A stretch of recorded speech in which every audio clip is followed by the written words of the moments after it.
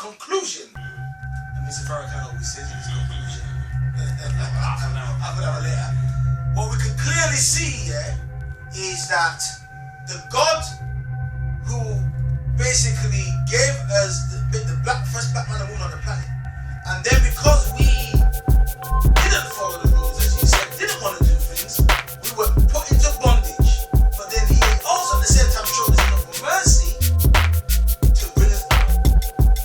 Now what we got to do now is take our rightful place back, as we had in Songay and Bini and with Moors. We go back to those very systems of law, sciences, maths and arts and culture and morals which we had then. We can apply them right now. So that shows that all the African systems that are in place, you can only apply Islam because that's what they had, as you said, as a legal ranker, was Islam and Arabic. I hope that answers your question. Okay. I see you wearing white. What's the significance? Because there's no colour in Islam. So I'm just wondering why you're wearing white today and what's the significance? No colour in Islam? Yes. That's accurate. It's an injured Islam. I know the Qur'an says that Allah created all the colours. Yeah, so how is That's the best of colours. that good as business? When you say Islam, there's no colour. It links towards the concept of like everyone, when Muslims pray to stand together, it doesn't mean regardless of the colour and such. No, so what it means is so what you're saying is that there is colour, but colour is not a precedence to judge people's integrity. Correct. Or their, yeah. So that would be correct. Oh, speaking about the colour, But to say that colour doesn't exist would be not in line with what I guess what the Quran is saying when it said the ayat talks about in the translation that Allah is the one that created the tribes and the nations so that you get to know one another and not so that you despise each other. So if everybody looked exactly the same, imagine everybody looked like a set of triplets, like just identical in the whole universe. I mean, how would you know? How would people won't even recognize each other, like literally recognize each other from the postman to the police officer? It'd be insane.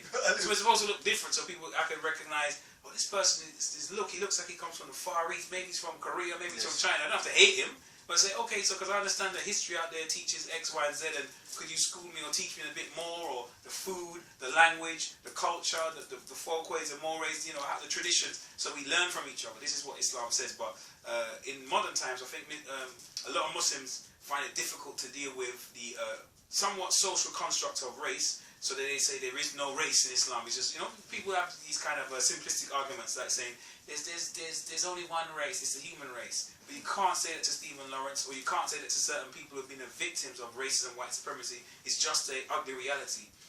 That even if it's a social construct, to a certain level, there does exist differences in the human family. But Islam does represent the universal order, for all. But each peoples have to administer Islam to deal with the challenges that their cultures present and their environments present. That's my take personally. Not speaking as a scholar, because as I said, I'm not shiyukh. I don't have ijaza to wear. I don't have permission to wear a turban or anything of that nature. But we just being humble, giving you our just students of a student of a student of a student of a student perspective. Yes, and just to add to your point there, if you read it, for example, we believe that the Torah, the Injil and the Qur'an is the same narrative. So when we read in the Bible about Jesus, whenever you see Jesus, he wears the whites.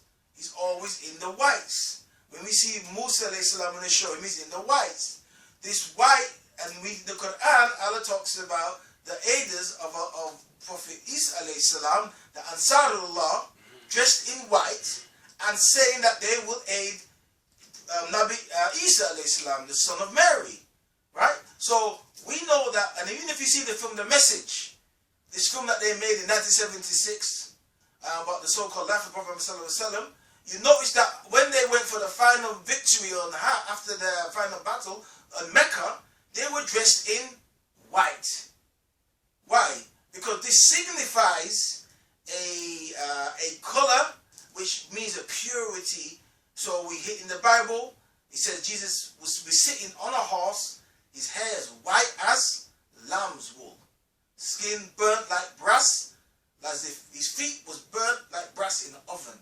So we can see that the Anbiya, it's not all the time, but sometimes will wear certain clothing, certain colors, to reflect aspects of their nubuwwats or of their methodology to bring about purification. And as Allah said in the Qur'an, the Prophet ﷺ is here to purify you.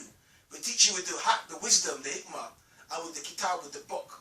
So the whites is signifying our cleanliness from moving from the dirt and filth of the decadent white supremacy system. We're moving away from it. But at the same time, we don't hate people because of the color of their skin. We're not prejudicial because of the color of their skin. What we don't like about white supremacy is the sickness of the mind. Not the sickness of the skin, but the sickness of the mind that produces a system that castrates the black man and woman, whether it's in Islam, whether it's among Muslims, or in the Muslim world, or among Christians, but yet we have this inability to do for self. So today we're saying, stand up, black man and black woman, take your rightful place on this earth, and stop kowtowing to those who don't want you to do for self. And our goal is to have our own centers, our own schools, our own hospitals, our own institutions that our children can benefit from, to leave a legacy. Because we as African Shia Muslims have been going in this game since the 90s, and we've got nothing to show for it. And we said enough is enough. We didn't want to do it, but somebody had to. Indeed. All about legacy, brother. All about legacy.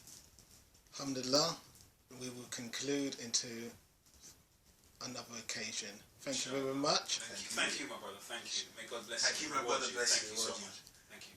May they give you ajr. MashaAllah. Assalamu alaikum. Wa rahmatullah. Ta'ala barakatuh. Assalamu alaikum.